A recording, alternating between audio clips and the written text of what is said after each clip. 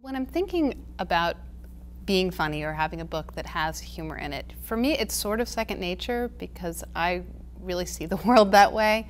I really look for the humor in a lot of situations, and I feel like it's where a lot of my joy comes from. And so when I'm telling a story, I have a very hard time looking at it straight on. I'm the kid who couldn't draw a straight line. I had to always put lots of curly cues and lots of silliness into it. So when I tell a story, that's always my way in.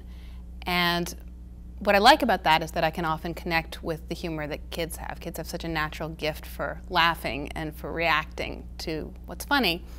So when I write, and I try and write what's funny, I try and share it with kids on the way to make sure that I'm connecting with them and that we're both on the same page about what's funny and what isn't, and the timing that's involved in the humor, because I think that's really key. The humor in my books ranges from, on the very slapsticky end, obviously, would be the Chicken Butt books, Chicken Butt and Chicken Butt's Back, which are both told in dialogue between a mischievous kid and a long-suffering parent.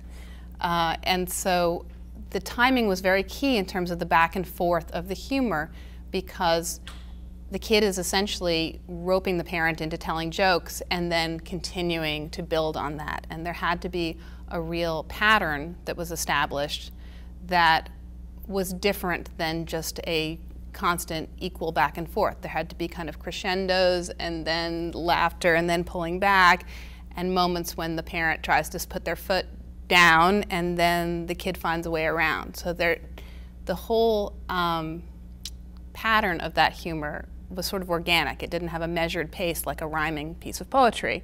And so it was very important to me to read that book aloud with children to find out kind of whether the laughter of it and the builds of it were in the right places.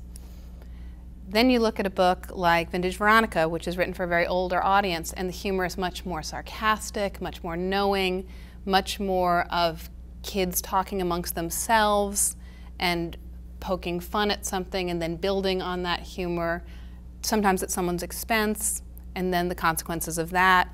And so I feel like the humor really has to correspond to the age and the emotional place that the kids who read it are in.